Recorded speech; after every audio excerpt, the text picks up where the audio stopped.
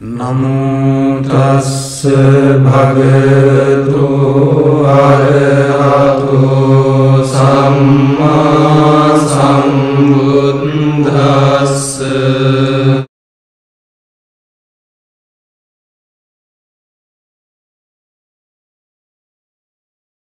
समन्त चक्रवालेषु अत्र गच्छन्तु देवता सद्धम्मं निराजस्य शृणन्तु संगमुक्खदं धम्मश्रवण कालो अयं भदन्ता धम्मश्रवण कालो अयं भदन्ता धम्मश्रवण कालो अयं भदन्ता नमो तस्स भगवतो अरहतो सम्मा सम्बुद्धस्स नमो तस्स भगवतो अरहतो सम्मा सम्बुद्धस्स नमो तस्स भगवतो अरहतो सम्मा सम्बुद्धस्स अविඤ්ඤායත්වේව අශේෂ විරාග නිරෝධා සංඛාර නිරෝධා විඥාන නිරෝධෝ විඥාන නිරෝධා නාම රූප නිරෝධා සලආයතන නිරෝධා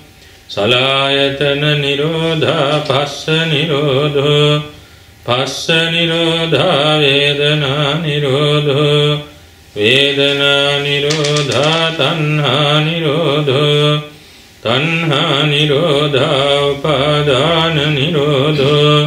උපාදාන නිරෝධා භව නිරෝධා ජාති නිරෝධා ජරා මරණං ශෝක පරිදේව දුක්ඛ දෝමනස්සුපායාසා නිරුඤ්ජන්ති ඒවමේ තස්ස කේවලස්ස දුක්ඛං ධස්ස නිරෝධෝ හෝති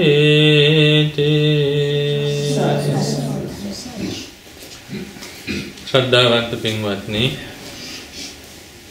2600 සම්බුද්ධ ජයන්තිය වෙනුවෙන් පවත්වාගෙන ලබන පටිච්ච සමුප්පාද ධර්මදේශනා මාලාවේ අවසාන ධර්මදේශනාව හැටියට අද දවසේ නිර්වාණය පිළිබඳව කෙටියෙන් හැකියපමණ විග්‍රහයක් කිරීමටයි බලාපොරොත්තු වෙන්නේ. සියලු බුදුපසේ බුදුමහරහතුන් වහන්සේලා විසින් අවබෝධ කරවන්නට යෙදුණු ඒ නිර්වාණ ධාතුව පිළිබඳව ලෞතර බුදුරජාණන් වහන්සේ විසින්ම දේශනා කොට වදාළ නිර්වාණ ධාතුව පිළිබඳව මහරහතන් වහන්සේලා විසින්ම ඒ රහතන් වහන්සේලාගේ ඒ ප්‍රඥාව පරිද්දෙන් දේශනා කරන්නට යෙදුණු නිර්වාණ ධාතුව අප වැනි ප්‍රත්‍යඥයෙකුට දේශනා කිරීම බොහෝම පහසු වෙනවා. නමුත් දහම් පොත්පත් පරිශීලනයෙන් ගත්තා වූ දැනුමකින් මේ දේශනා වෙන්නේ. පින්වත්නි, මහා බෝධිසත්වයන් වහන්සේ 26 සංඛ්‍යය කල්පලක්ෂයක් මේ නිර්වාණය සාක්ෂාත් කර ගැනීම පිණිස සිත පුරුදු කරගෙන පැමිණියා. සිතින් බුදු බව පතාගෙන සත් අසංඛ්‍යය කල්පලක්ෂයක්. එතන බුදු බව කියලා සඳහන් කරන්නේ නිවනමයි. වචනෙන් බුදු බව පතාගෙන නව සංඛ්‍යය කල්පලක්ෂයක්. එවැගේම කාය ප්‍රනිධාන වශයෙන් කයෙන් බුදු බව පිණිස වෙහෙස වෙමින් පාරමී පුරමින් සාරාංශක කල්ප ලක්ෂයක් මේ ගුණ දහම් දිනු කරලායි මේ නිර්වාණය හෙවත් බුද්ධත්වයේ සාක්ෂාත් කොට වදාළේ. එවැගේම වීර්යාධික බෝධිසත්වයන් වහන්සේලාට 16 සංඛ්‍යා කල්ප ලක්ෂයක් කාය ප්‍රනිධාන වශයෙන් පමණක් පාරමී දහම් සම්පූර්ණ කළ යුතු වෙනවා මේ නිර්වාණය සාක්ෂාත් කර ගැනීමට. එවැගේම ශ්‍රද්ධාධික බෝධිසත්වයන් වහන්සේලා කාය ප්‍රනිධාන වශයෙන් 8 සංඛ්‍යා කල්පලක්ෂයක් පාරමී පිරිය යුතු වෙනවා මේ නිර්වාණය සාක්ෂාත් කර ගැනීමට. පසේ බුදුරජාණන් වහන්සේලා 2 සංඛ්‍යා කල්පලක්ෂයක් පාරමී පිරිය යුතු වෙනවා මේ නිර්වාණ ධාතුව සාක්ෂාත් කර ගැනීමට අග්‍ර ශ්‍රාවකයන් වහන්සේලා දෙනම ඒකා සංඛේ කල්පලක්ෂයක් පාරමී පිරිය යුතු වෙනවා මේ නිර්වාණය සාක්ෂාත් කර ගැනීමට. ඒ වගේම මහරහතන් වහන්සේලා හැවත් 80 මහා ශ්‍රාවකයන් වහන්සේලා කල්ප ලක්ෂයක් පාරමී පිරිය යුතු වෙනවා මේ නිර්වාණය සාක්ෂාත් කර ගැනීමට. ඒ වගේම අරිහත්වය සාක්ෂාත් කරගන්නා වූ අවශේෂ ප්‍රකෘති ශ්‍රාවකයන් වහන්සේලාට සුසු කාල වකවානු ආදී වශයෙන් මේ බුද්ධෝත්පාද කාලයන්හි මේ ධර්මයේ පුරුදු කරලා බොහෝ කාලයක් යනවා මේ කියන නිර්වාණ ධාතුව සාක්ෂාත් කර ගැනීමට. එතකොට මේ පින්නතුලාට වැටහෙන්න පුළුවන් රහතන් වහන්සේට කාලය අඩුයිනේ කියලා. පින්වත්නි බෝධිසත්වයන් වහන්සේ ස්වයම්භූ ඥාණයෙන් තමයි මේ නිර්වාණය අවබෝධ කොට වදාරන්නේ. පසේ බුදුරජාණන් වහන්සේ ස්වයම්භූ ඥාණයෙන් අවබෝධ කොට වදාරන්නේ. පසේ බුදුරජාණන් වහන්සේ අවබෝධ කරවනවා පමණයි. අන් සත්වයන්ට මේ නිර්වාණය අවබෝධ කරවීම පිණිස පසේ බුදුරජාණන් වහන්සේට ශක්තියක් නැහැ. සම්මා සම්බුදුරජාණන් වහන්සේ සර්වඥතා ඥානය සමදිගමනය කොට මේ නිර්වාණය අවබෝධ කරවන අවස්ථාවේදීම මේ සර්වඥතා ඥානය අවබෝධ කරගෙන චිත්තසංතාන සත්වයන්ගේ චිත්තසංතාන සිත්සතන් ක්ලේශාග්නියෙන් දුරු කරලා මේ නිර්වාණය නැමැති අමාධාරයෙන් සත්වයන් සදහටම සම්පූර්ණයෙන්ම සනසවන්නේ ලෝතුරා බුදුරජාණන් වහන්සේලා පමණයි. එනිසා පින්වත්නි මහරහතන් වහන්සේලා රහතන් වහන්සේලා ලෝතුරා බුදුරජාණන් වහන්සේගේ දහමට අනුව ඒ ප්‍රතිපදාවේ හැසිරී තමයි මේ නිර්වාණය අවබෝධ කරවන්නේ. එනිසා පරතෝ ഘോഷය අවශ්‍යයි. පරතෝ ഘോഷය කියලා සඳහන් කරන්නේ බුදුදහම ඇසීම බුදුදහමේ පිළිපැදීම අවශ්‍යයි මේ නිර්වාණය සාක්ෂාත් කර ගැනීමට.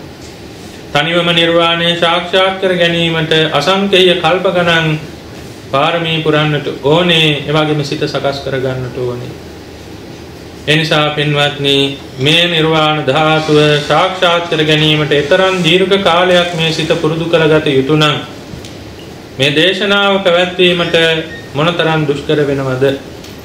එනිසා පින්වත්නි මුලින්ම මේ පිළිබඳව විශේෂයෙන් අපේ පටිච්ච සමුප්පාද අනුලෝම ධර්ම දේශනා මාලාවේ තවත් කෙටි කරුණු ස්වල්පයක් විස්තර කිරීමට අවශ්‍ය වෙනවා නිර්වාණය දේශනා කිරීමට පෙර. පින්වත්නි උපමාය මිදේකච්චේ විඤ්ඤෝ පුරිසෝ භාසිතස්ස අත්තං ආජානාති. උපමාවෙන් දේශනා කරන ධර්මය හෝ උපමාවෙන් දේශනා කරන කාරණය ප්‍රඥාවන්තයෝ වහා අවබෝධ කරවනවා. සාමාන්‍යයෙන් ධර්ම කරුණෙන් දේශනාවේ සඳහන් වන ධර්මයේ පැත්ත විතරක් බැලුවොත් දේශනාවේ සඳහන් වන ධර්ම කරුණුවට වඩා උපමාවෙන් සත්වයෝ මිනිස්යෝ ඒ වගේම දහමට කැමති සත්වයෝ ධර්මය අවබෝධ කරවෙනවා. අන්න ඒ නිසා මේ පටිච්ච සමුප්පාද ධර්මය උපමාවකට යොමු කරන්න බොහොම අපහසු ධර්මතාවයක්. හේතුඵල ධර්මතාවය. නමුත් පුරාණ ආචාර්යවරු අන්ධෝපමාව මේ පටිච්ච සමුප්පාද ධර්මයේ කෙරෙහි යොදවලා තිබෙනවා. අන්ධයා කියලා සඳහන් කරන්නේ අවිද්‍යාවෙන් මුලාවටපත් වෙච්ච මෝහාධික සත්වයා. උපමාව මුලින් මතක් කිරීම සුදුසු වෙනවා. මේ අන්ධයා ගමන් කරන අවස්ථාවේදී මුලක පය පැටලී බිම පතිත වෙනවා. ඒ අවස්ථාවේ දණහිසේ තුවාලයක් හට ගන්නවා. ඒ තුවාලය ඊළඟට ලේසර වලින් පිරීලා ඒ තුවාලයේ ලේසරව පිටවීම සඳහා බිබිලි 6ක් හට ගන්නවා. මේ බිබිලි 6 හටගත්තායින් අනතුරුව ඒ කකුල නැවතත් ගසක හැපෙනවා.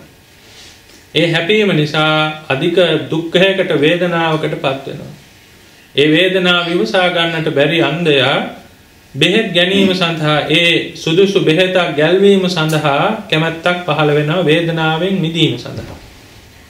එයින් අනතුරුව ඒ ගන්නේ නොමනා බෙහෙතක්. තුවාලයට සුදුසු බෙහෙතක් නෙමෙයි. ඒ නොමනා බෙහෙත ගල්වනවා. ඒ ගැල්වීමෙන් අනතුරුව තවත් දුකටපත් වෙනවා. ලේසරව තවත් වැඩි වෙනවා. එයින් අනතුරුව ඒ අන්ධයා අනන්ත දුකකටපත් වෙනවා. මේ අන්ධ උපමාවයි. එතකොට පෙන්වන්නේ අවිද්‍යාවෙන් යුක්ත සත්වයා පය පැකලී බිම් වැටෙනවා වගේ මේ සංසාරයේ අවිද්‍යාව නිසා සංස්කාර ධර්මයන් රැස් කරනවා. සැප විඳීම පිණිස කුසල කුසල කර්මයන් රැස් කරනවා. මේ කුසල කුසල කර්මයන් රැස් කරන සත්වයා අනිවාර්යයෙන්ම භවයේ උප්පත්තිය ලබනවා. විඥානයක් ප්‍රතිසන්දි විඥානයක් හටගෙන භවයේ උප්පත්තිය ලබනවා. මේ සුගති දුගති වලට වැටීම හරියට පය පැකිලී බිම් වැටීම හා සමානයි අන්ධයාගේ. එයින් අනතුරුව මේ විඥානය නිසා නාම රූප හට ගන්නවා. ඒ බිම් පැකිලී පය පැකිලී බිම් වැටීම නිසා ඒ තුවාලේ කකුලේ හට ගන්නා තුවාලේ හරියට නාම රූපේ වගේ. ඒ තුවාලයේ ඊළඟට ලේසරව ගැලීම සඳහා බිබිලි හයක් හට ගන්නවා. ඒ බිබිලි හය සලායතන වගේ. ඒ බිබිලි හය ලේසරව ගැලීම පිණිස හට ගන්න නිසා කෙලෙස් රූප ශබ්ද ගන්ධ රස ස්පර්ශ ධම්ම කියන මේ බාහිර අරමුණු අර සලායතන කියන චක්කුසෝත ගාන ජීවා කාය මන කියන මේ සලායතයන් මේ රූප ආදී අරමුණු දැකලා කෙලෙස් වගුරුවනවා වගේ තමයි අර ලේසරව වගුරුවන්නේ. එයින් අනතුරුව පින්වත්නි මේ ස්පර්ශය හටගන්නේ සලායතන නිසා. අන්න ඒ වගේ බිබිලි හයේ තුවාලයක් නැවත ගහක හැපෙනවා. මේ ස්පර්ශය නිසා වේදනාව හට ගන්නවා. ඒ නිසා අධික දුක් වේදනාව මේ අන්ධයාට හටගත්තා. ඒ වගේම වේදනාව නිසා තණ්හාව හට ගන්නවා. අධික වේදනාව නිසා මේ අන්ධයාට සිතක් පහළ වෙනවා මේ වේදනාව දුරු කිරීම පිණිස බෙහෙත් ගන්නට ඕනේ කියන ආශාව පහළ වෙනවා. ඒ තණ්හාව නිසා උපාදානය හට ගන්නවා. ඒ ආශාව පහළ වුණු ගමන් ඒට බෙහෙතක් ගන්නට ඕනේ කියන ආශාව පහළ වෙලා බෙහෙතක් ගන්නවා. නමුත් ඒ ගන්නේ නොමනා බෙහෙතක්. තණ්හාව උපාදානත්වයට පත් කර ගැනීම හා සමානයි. ඊළඟට උපාදාන පත්‍ය භවෝ මේ උපාදානය නිසා කර්මය හට ගන්නවා. කර්ම භවය හට ගන්නවා. මේ කර්ම භවය හරියට බෙහෙත් අර නොමනා බෙහෙත ගැල්වීම හා සමානයි. භවපත්‍ය ජාති අධික වේදනා තවත් ලේසරව ගලන තුවාලයක් බවට මේ තුවාලේ පත් වෙනවා.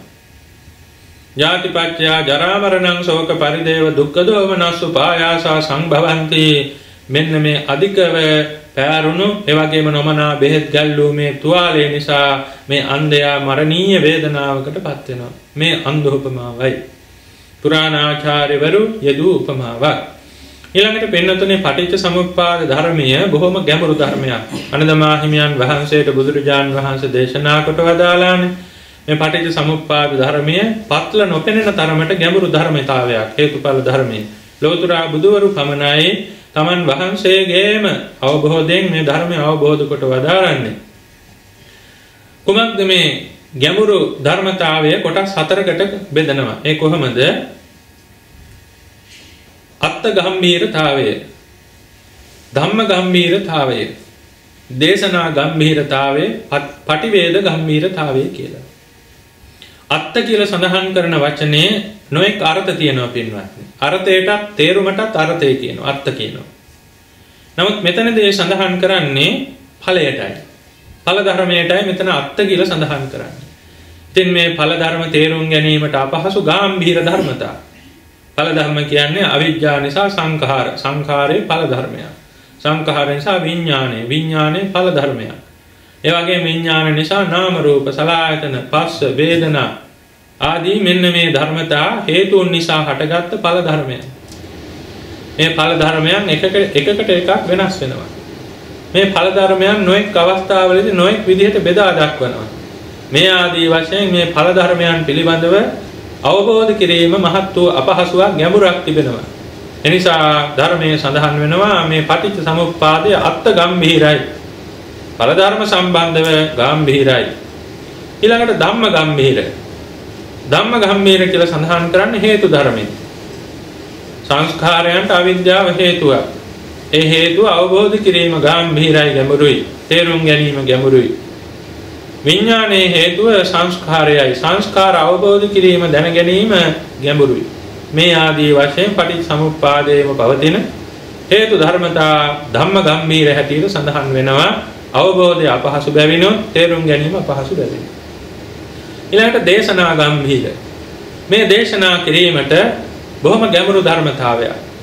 පෘථග්ජන වශයෙන් අපහට කිසිම දවසක පටිච්චසමුප්පාදය සර්ව සම්පූර්ණයෙන් දේශනා කිරීමට නොහැකි. රහතන් වහන්සේලාටත් සර්ව සම්පූර්ණයෙන් දේශනා කිරීමට නොහැකි. ලෞතර සම්මා සම්බුදුරජාණන් වහන්සේලාට පමණයි සර්ව සම්පූර්ණයෙන් මේ දේශනාව පැවැත්විය හැකියි. මෙන්න මේ දේශනාව අනුව මේ ගාම්භීර ස්වභාවය බුදුරජාණන් වහන්සේගේ ධර්මයේ සඳහන් වෙනවා දේශනා ගම්භීර කියලා. මේ පින්නතුල්ලා අහලා තියෙනවා බුද්ධ ඝෝෂ ආචාර්යයන් වහන්සේ. දඹදිව බුද්ධ ගයාව සමීපයේ උත්පත්තිය ලැබලා සුවිසුද්ධ නුවණක් ඇති මේ බුද්ධ ഘോഷ නැත්නම් ඒ තරුණයා බුදුරජාණන් වහන්සේගේ කටහඬ හා සමාන කටහඬක් තිබුණා කියලා සඳහන් වෙන නිසා නමක් ලැබුවා බුද්ධ ഘോഷ කියලා. රේවත කියන ස්වාමීන්ද්‍රයන් වහන්සේ ළඟ පැවිදි වුණා. අපේ ලංකාවේ අනුරාධපුර යුගයේ. පැවිදි වෙලා ඒ රේවත ස්වාමීන්ද්‍රයන් වහන්සේ බොහොම ධර්ම විනය උගත් කෙනෙක්. තමන්ගේ ශිෂ්‍යයාට මතක් කළා බුද්ධ ഘോഷ ලක්දිව තියෙනවා මේ ධර්මයේ අර්ථ සම්පත්තිය සියල්ල තියෙන ලක්දිව. දඹදිව තියෙන්නේ ධර්ම සම්පත්තිය පමණයි. කියන්නේ ත්‍රිපිටක ධර්මයේ දඹදිව තිබෙනවා. නමුත් ත්‍රිපිටක ධර්මයේ අපහසු තැන් අමාරු තැන් සඳහා ලියවුණු අර්ථ කතාව අපි කියන අටුවාව කියලා. මේ අර්ථ කතාව කොහෙවත් නැහැ තියෙන්නේ ලංකාද්වීපයේ සිංහලෙන්. මොකද මිහිඳු මහරහතන් වහන්සේ ජම්බුද්වීපයේ තිබුණු මේ අර්ථ සම්භාරය ලක්දිව සිංහල භාෂාවෙන් පොත්පත්වල ලියා තිබුවා. ඒ කියන්නේ යම් කාරණයක් ගත්තොත් නිවන කියන නිබ්බාන කියන කාරණේ ගත්තොත් නිබ්බාණය බෙදෙන්නේ කොහොමද? නිර්වාණය කියන වචනේ හැදිලා තියෙන්නේ කොහොමද? ඒ නිර්වාණයේ තියෙන හේතු, ඒ නිර්වාණය හැදීමට හේතු, ඒ කියන වචනේ හැදීමට කොහොමද හැදිලා තියෙන ව්‍යාකරණානුකූලව නිර්වාණය කියන වචනේ. මේ ආදී වශයෙන් මේ සියල්ල විස්තර කරන්නේ අට කතාවේ, අටුවාවේ. එනිසා ඒ රහතන් වහන්සේලා පළවෙනි සංඝායනාවේදීම මේ අටුවා ලැබුවා. ඒ කියන්නේ ත්‍රිපිටක ධර්මයට මොකද බුදුරජාණන් වහන්සේ සියල්ල දේශනා කොට වදාළේ නැහැනේ. බුදුරජාණන් වහන්සේ දේශනා කරේ ලෝකේ අවශ්‍ය දේ පමණ නිවන පිණිස හේතු වෙන දේ පමණයි. එයත් ගැඹුරුයි. එනිසා පශ්චිම ජනතාවගේ නුවණ මදි.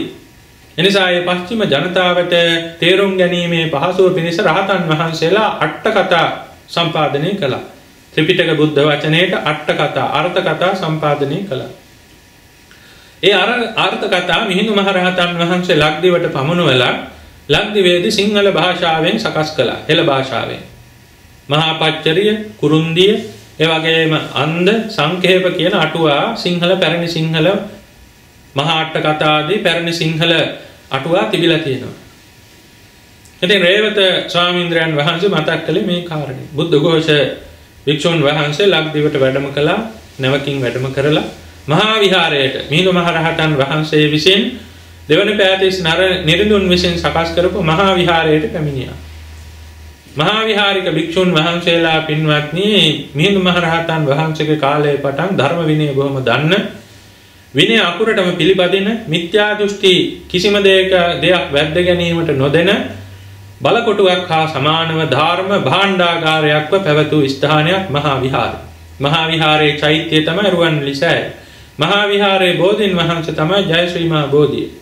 මහා විහාර පරිශ්‍රය මේ පින්නතුල්ලා අනුරාධපුරයේ ගියාම දැක ගන්නට පුළුවන්. මේ මහා විහාරයට ගිහිල්ලා සංඝ ඉස්තවරයන් වහන්සේ සංඝපාල කියන සංඝ ඉස්තවරයන් වහන්සේ වන්දනා කළා මේ කාරණේ මතක් කළා. නමුත් ඒ භික්ෂුන් වහන්සේලා එක සැනින් මේ භික්ෂුව විශ්වාස කළේ නැහැ. ඒ නිසා ඒ සංඝ ඉස්තවරයන් වහන්සේ බුද්ධ ഘോഷ හාමුදුරුවන්ට බුද්ධ ഘോഷ භික්ෂුන් වහන්සේට දූරසංකර පිරිවෙන කියලා පිරිවෙනේ නවාතන් දුන්නා. මේ බුද්ධ ഘോഷ භික්ෂුන් වහන්සේ බොහොම ධර්මයේ ගැන අර්ථය ගැන අර්ථ කතාව ගැන නොදන්නවා වුණාට ධර්ම ගැන හොඳට දන්න සසර පූරිත පාරමිතා ඇති උත්තමේ මේ බුද්ධ ഘോഷ භික්ෂුන් වහන්සේ බොහොම මේ මනුලොවට පැමිණිලා තියෙන්නේ මේ ධර්මයේ පිළිබඳව සුවිසුද්ධ නුවණ ප්‍රකාශ කරමින් තථාගත බුද්ධ වචනේ ආරක්ෂා කිරීමටමයි. ඉතින් ඒ නිසා මේ සංඝපාල ඉස්තවරයන් වහන්සේ ප්‍රධාන මහා විහාරයේ මහා සංඝ රත්නය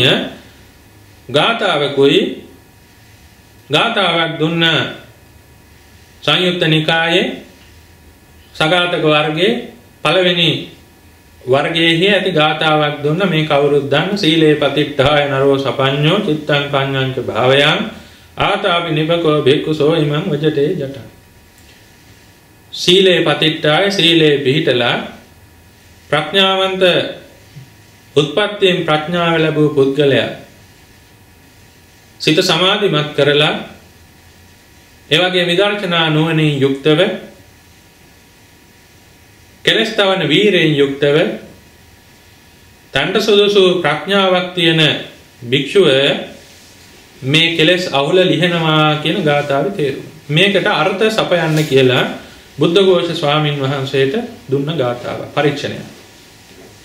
බුද්ධඝෝෂ ස්වාමින් වහන්සේ බොහොම කෙටි කාලයකින් දැනට තියෙන විසුද්ධි මාර්ගය ඒකල සඳහන් කරන්නේ පිටු 1000 ගානක ග්‍රන්ථයක් අද කාලේ මුද්‍රණය පුස්කොළ පොත්වල එදා ලියලා තියෙන මේ අද මුද්‍රණයේ පිටු 1000 ගානක ග්‍රන්ථයේ මේ එක ගාථාවට සීල සමාධි ප්‍රඥා විස්තර කළා ග්‍රන්ථය පිළිගන්නවා.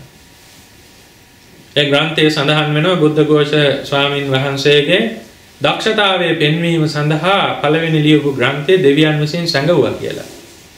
දෙවෙනිවත් ග්‍රන්ථයක් ලිව්වා. එයක් සැඟෙව්වා.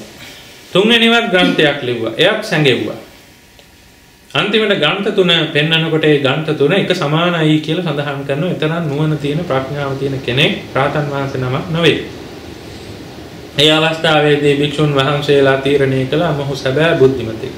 එනිසා අර්ථ කතා පාලි අර්ථ කතා සිංහල අර්ථ කතා සියල්ල දුන්නා බුද්ධඝෝෂ ස්වාමීන් වහන්සේ සිංහල භාෂාව ඉගෙන ගත්තා හෙළ භාෂාව අර්ථ කතා සියල්ල දුන්නා පාලියට පෙරලන්න. මොකද පාලියට පෙරළුවාම මුළු ලෝකයටම බෞද්ධ තේරවාද එදා තිබුණු රටවල් වලට ප්‍රයෝජනවත්. දඹදිව මිනිස්සු නැත්තම් භික්ෂුන් වහන්සේලා සිංහල දන්නේ නැහැ. එනිසා පාලියට පෙරළුවා. පාලියට පෙරළුවා අට කතාව තමයි අදත් පවතින්නේ. විනය අටුවාව, සූත්‍ර අටුවා, අභිධර්ම අටුවා ආදී වශයෙන්. එයින් අනතුරුව සිද්ධ වුණු සිද්ධියක් තමයි සිංහල අටුවා පරිහානියට ගියා. කියන්නේ භාවිතයෙන් තොර වුණා. එනිසා පින්නතුනි අද නොඑක් දෘෂ්ටීන් තියන අය කියනවා මේ අටුවා බුද්ධඝෝෂ හාමුදුරුවෝ වරද්දලා මේ ධර්ම කරුණු හරියට විග්‍රහ කළා නැහැ. ආදී වශයෙන් නොඑක් මේ පොතේ නුවණ තියෙන පොතේ පඬිතුයෝ අද එහෙම කතා කියනවා. නමුත් ඒ කිසි කෙනෙක් අටුවාවක් බලලවත් නැති අය බොහෝ විට. අටුවා බලනකොට අද පාලියෙන් තියෙන සිංහලෙන් පරිවර්තනය කරලා තියෙනවා. නමුත් ඒ සිංහල පරිවර්තනය ඉතාමත් සාර්ථකයි කියලා අපි විසින් පෞද්ගලිකව කියන්නේ නැහැ. පාලි ඉගෙනගෙන පාලි අර්ථ කතාව බොහොම සාර්ථකව පරිවර්තනය කරලා තිබෙනවා. ඒ පරිවර්තනය කිරීමේදී එදවස අනුරාධපුරයේ තිබුණු සිද්ධීන් පව ඇතුළත් කරලා තිබෙනවා. එනිසා ඒ පරිවර්තනයේ විශිෂ්ට පරිවර්තනයක්. ඒ පරිවර්තනය අනුව තමයි ඇත්තටම අපි ධර්ම අවබෝධ කරන්නේ. උදාහරණයක් විදිහට එකම උදාහරණයක් මතක් කරන්නම්. ධම්මපදයේ තියෙනවා ගාථා 426ක්. 423ක් වග්ග 26ක් තියෙනවා. බුදුරජාණන් වහන්සේ දේශනා කළ තිබෙන්නේ සංගායනාවේදී පෙළ වශයෙන් නැත්නම් ත්‍රිපිටක ධර්මයේ වශයෙන් සඳහන් වෙන්නේ මේ ගාථා 423 පමණයි. මේ ගාථා 423 දේශනා කිරීමට හේතු කතා වස්තුවක් කතා ප්‍රවෘත්තියක්. ඒ ගාථා 400 තේරුම් කරලා තියෙන පාලි තේරුමත් සඳහන් වෙන්නේ අට කතාවේ.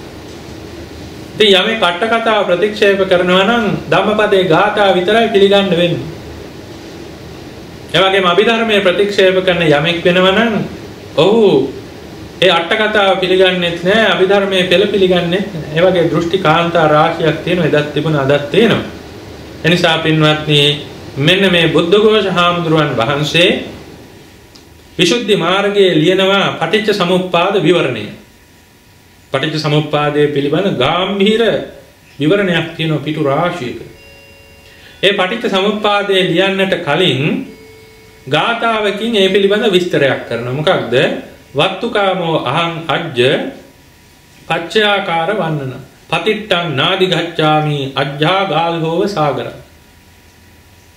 අද මම පටිච්ච සමුප්පාද වර්ණාව විස්තර කිරීම හරියට මහ මොහොතට වැටිලා පිහිටක් නොලබෙන කෙනෙක් හා සමාන තත්වයට මම පත් වෙලා ඉන්නවා. ඒතරම් මේ පටිච්ච සමුප්පාද ධර්මයේ ගැඹුරුයි.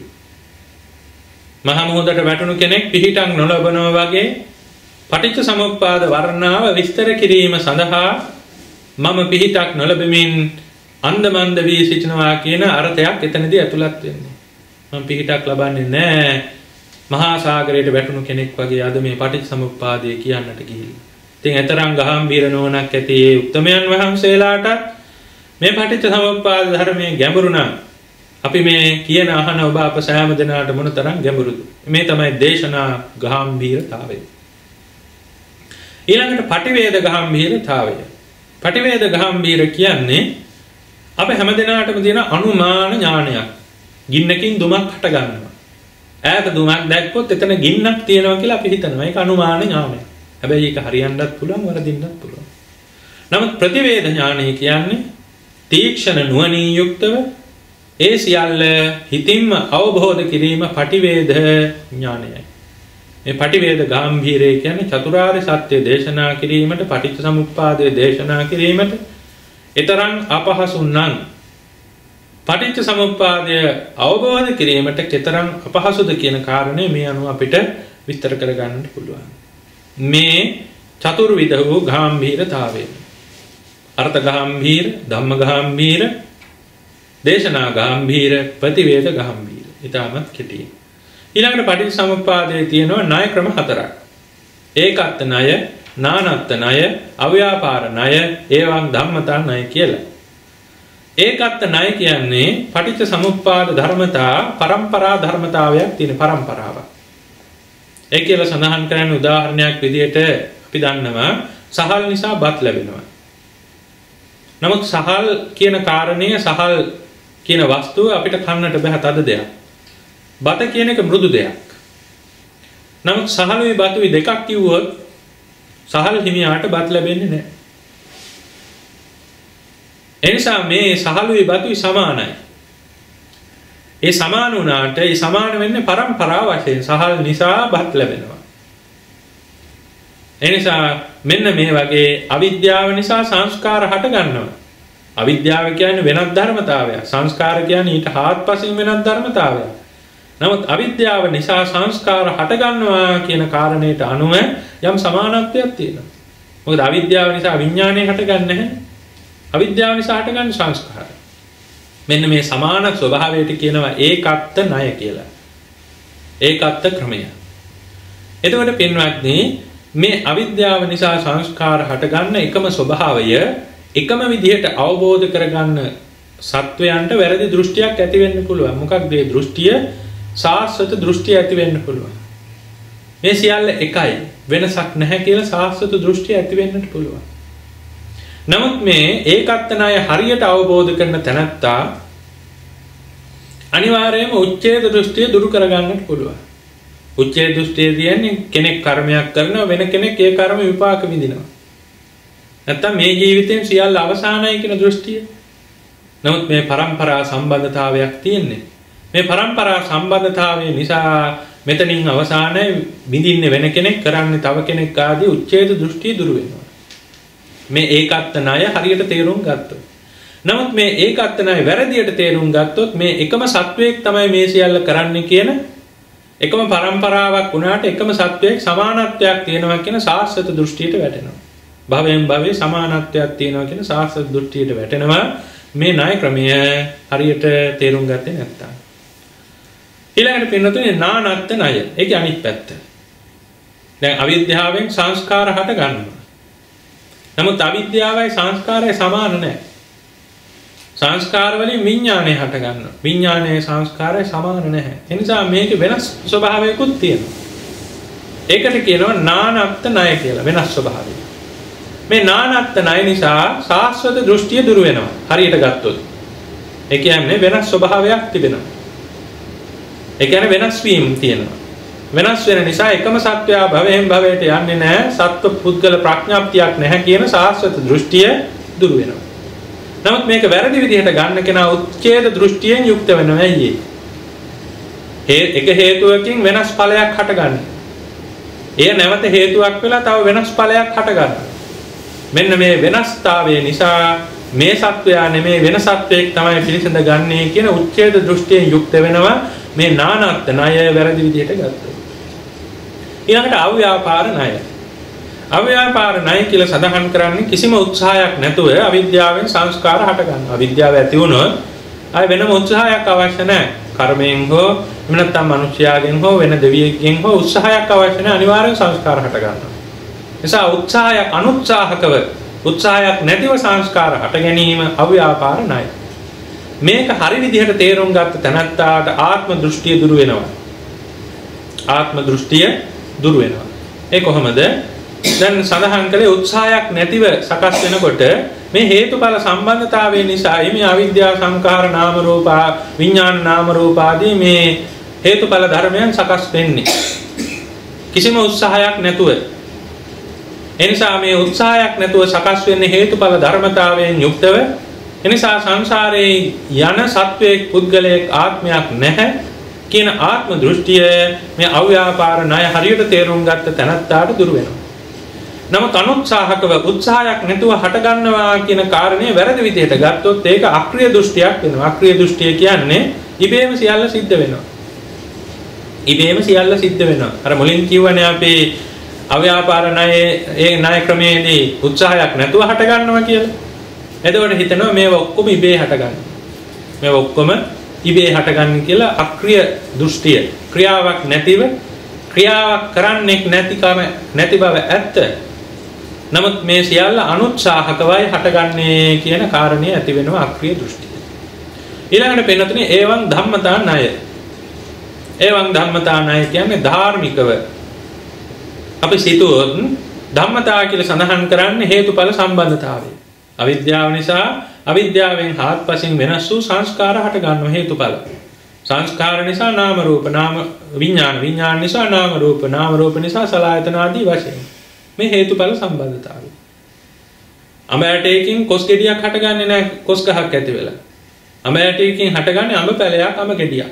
අන්න ඒ වගේ ඒ හේතුඵල සම්බන්ධතාවයට අනුව අවිද්‍යාව නිසා සංස්කාරම හට ගන්නවා. මෙන්න මේ හේතුඵල සම්බන්ධතාවය හරියට තේරුම් ගත්තොත් අක්‍රීය දෘෂ්ටිය දුරු වෙනවා. අක්‍රීය දෘෂ්ටිය දුරු වෙනවා. මේ හේතුඵල සම්බන්ධතාවය වැරදි විදිහට ගත්තොත් සියල්ල ඉබේ සිද්ධ වෙනවා කියන අහේතුක දෘෂ්ටිය ඇති වෙන්න පුළුවන්.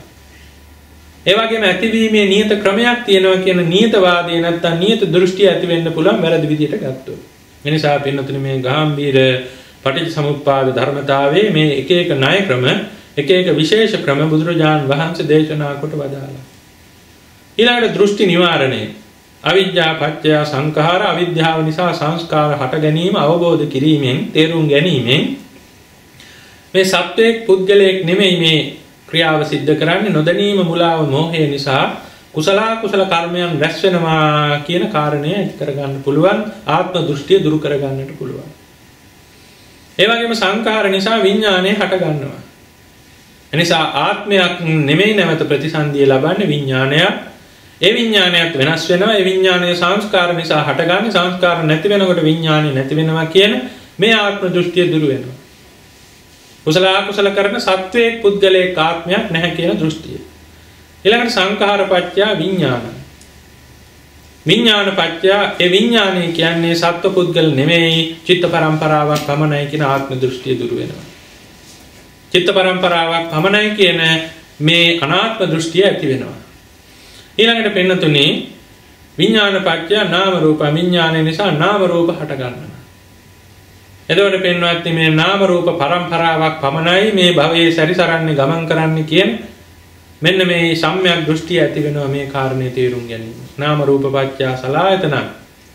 මේ ඇහැට රූප දැකීම කනට ශබ්ද ඇසීම ආදී වශයෙන් සත්පුද්ගල ආත්ම මේ ආත්මයේ දකින්නේ රූප ආත්මයේ අහන්නේ ශබ්ද ආදී වශයෙන් ආත්ම දෘෂ්ටිය එතනදී දුර වෙනවා. සලආයතන පත්‍ය පස්සෝ ස්පර්ශ කරන්නේ සත්‍යයක් නෙවෙයි සලආයතන නිසා හටගන්නේ ස්පර්ශය කියන ආත්ම දෘෂ්ටිය ඒ අනාත්ම දෘෂ්ටිය ඇති වෙනවා ආත්ම දෘෂ්ටිය දුර වෙනවා. ඒ වගේම පස්සපච්චය වේදනා වින්දනය කරන්නේ සත්වයේ පුද්ගලයක ආත්මයක් නොවේ කියන සම්මා දෘෂ්ටිය මේ තේරුම් ගැනීමෙන් ඇති වෙනවා. ඒ වගේම වේදනාපච්චය තණ්හා ඇලුම් කරන්නේ මේ වේදනාව නිසාම ඇලුම් කරන්න වෙන හේතුවක් නිසා නෙවෙයි සත්‍යයේ පුද්ගලයක ආත්මයක් නැහැ කියන දෘෂ්ටිය ඇති වෙනවා සම්මා දෘෂ්ටිය. ඒ වගේම තණ්හාපච්චය උපාදානං මේ දැඩිව ග්‍රහණය කරන්නේ සත්‍යයේ පුද්ගලෙක් නෙවෙයි. උපාදානපච්චය භවෝ මේ සත්වයක් නෙමේ නැවත පිළිසිඳ ගන්නේ කර්ම භවයක් නිසායි නැවත පිළිසිඳ ගන්නේ. භවපච්චය ජාති උත්පත්තිය නැත්තම් උත්පත්ති භව හටගන්නේ මෙන්න මේ කර්මය නිසායි. ඒ වගේම ජාතිපච්චය ජරා මරණ ආදී මේ ඉපදීම නිසාමයි ජරා මරණ හටගත්තේ කියලා අපි ඊයේ දවසේ විස්තර කළ ආකාරයට මෙන්න මේ පටිච්ච සමුප්පාද ධර්මය අවබෝධ කිරීමෙන් දෘෂ්ටිය නිවාරණය වෙන බව ධර්මයේ සඳහන් වෙනවා. එනිසා අනුලෝම වශයෙන් වත් පටිච්ච සමුප්පාද ධර්මය බොහොම ගැඹිරයි. ඊළඟට පින්වත්නි ප්‍රතිලෝම පටිච්ච සමුප්පාදය. ප්‍රතිලෝම පටිච්ච සමුප්පාදය කියන්නේ නිරෝධයමයි. මෙතන අනුලෝම පටිච්ච සමුප්පාදයේ වගේම ප්‍රතිලෝම පටිච්ච සමුප්පාදයන් කාරණා 12කින්ම දේශනා කොට වදාළා. ඊයේ දවසේත් අපි සඳහන් කළා නෛතික ක්‍රමයක් තියෙනවා බුදුදහම තුල. ධර්ම කාරණා විග්‍රහ කරන බුදුරජාණන් වහන්සේ තුල නෛතික ක්‍රමයක් තියෙනවා. එනිසා මුලින් සඳහන් කළ එක එක කාරණා නැවත නැවත නිරුද්ධ වෙන ආකාරයක් දේශනා කළා. නමුත් පින්නතුනි ඒ දේශනාවට පමණයි. නිර්වාණය අවබෝධ කරන සත්වයා අනිවාර්යෙන්ම මේ අවිද්‍යාව තමයි දුරු කරන්නේ. අවිද්‍යාව දුරු කළ සැනින් අනිත් සියල්ලම එකින් එක දුරු වීමක් නොව අනිත් සියල්ලම දුරු වෙලා යනවා. හරියට අඹ ඇටේ නිසා අඹ පැලයක් හට ගන්නවා. අඹ පැලේ අඹ ගහක් වෙනවා. අඹ ගහ නැවත මල් හට ගන්නවා. මල් නිසා අඹ හට ගන්නවා. අඹ නිසා නැවත අඹ ඇට හට ගන්නවා. අඹ ඇට නිසා නැවත පැල හට ගන්නවා. මේ තමයි පරම්පරාව. ඉතින් අර මුල් අඹ ඇටේ විනාශ කළා නම් අර සියල්ල නැවත හටගන්නේ නැහැ. අන්න ඒ වගේ උපමාවකින් සඳහන් කරන්නේ විශේෂයෙන් මෙන්න මේ කියන අවිද්‍යාව දුරු කළ සැනින් අරිහත් ඥාණයෙන් නැත්නම් අරිහත් මාර්ග චිත්තයෙන් මේ සංස්කාර නාම රූප සලආයතන පස්ස වේදනා ආදී මේ සියල්ල දුරු වෙනවා. හැබැයි මේ දුරු වෙන්නේ සංස්කාරවලදී දුරු වෙන්නේ පින්වත්නි නාම රූප දෙක දුරු වෙනවා කියලා සඳහන් කරන්නේ නැවත නාම රූප හට නොගැනීමයි. වරදවා තේරුම් ගත යුතු නැහැ. බොහෝ දෙනා සිතනවා ධර්ම විනය ගැන ගොඩක් දැනුම අඩු අය හිතනවා මේ සියල්ල දුරු වෙනවා කියන්නේ දුක සම්පූර්ණයෙන් නැති වෙනවා කියන කාරණේ. මේක වැරදි. රහතන් වහන්සේට දුක තිබෙනවා. කායික දුක තිබෙනවා. මානසික දෝමනස්සේ නැහැ. නමුත් මේ පංචස්කන්ධ දුක තිබෙනවා. පංචස්කන්ධ දුක තිබෙනවා රහතන් වහන්සේට. බුදුපසේ බුදු මහරහතන් වහන්සේලාටම අර ජරා ගින්න තිබෙනවා. ඊ අපි සඳහන් කළේ ජරා ගින්න ලෞකික ලෝකෝත්තර සියල්ල විනාශ කරන්න පුළුවන් ශක්තියක් තියෙනවා. විනාශ කියන්නේ ඒව වෙනස් කරන්න පුළුවන් ශක්තියක් තිබෙනවා ජරා ගින්නට. ලෞකික ලෝකෝත්තර චිත්තචෛතසික ධර්මයන් වෙනස් කරන්න පුළුවන් ශක්තියක් තියෙනවා. නැති කරන්න පුළුවන් ශක්තියක් තියෙනවා. ඒ කියන්නේ ඵලේ නැති කරන කාරණේ නෙවෙයි අපි ඊයේ සඳහන් කළා. ඊළඟට රූපස්කන්ධයත් අනිවාර්යෙන් වෙනස් කිරීමේ ශක්තිය තියෙනවා. රූපස්කන්ධේ නැහැනේ පින්වත්නි ලෝකෝත්තර රූප ලෞකික රූප කියලා. රූපස්කන්ධය ලෞකිකයි. වේදනාස්කන්ධයත් ලෞකිකයි. සංඥාස්කන්ධයත් ලෞකිකයි. ඒ වගේම සංස්කාරස්කන්ධය ලෞකිකයි. නමුත් සංස්කාරස්කන්ධය දුරු කළා තිබෙනවා. සංස්කාරස්කන්ධය දුරු කළා කියන්නේ නැවත කුසල අකුසල් සිද්ධ වෙන්නේ නැහැ. අරිහත් චිත්තයෙන් අනතුරුව. ක්‍රියාසිත පමණයි හටගන්නේ. නමුත් අතීත සංකාර තිබෙනවා.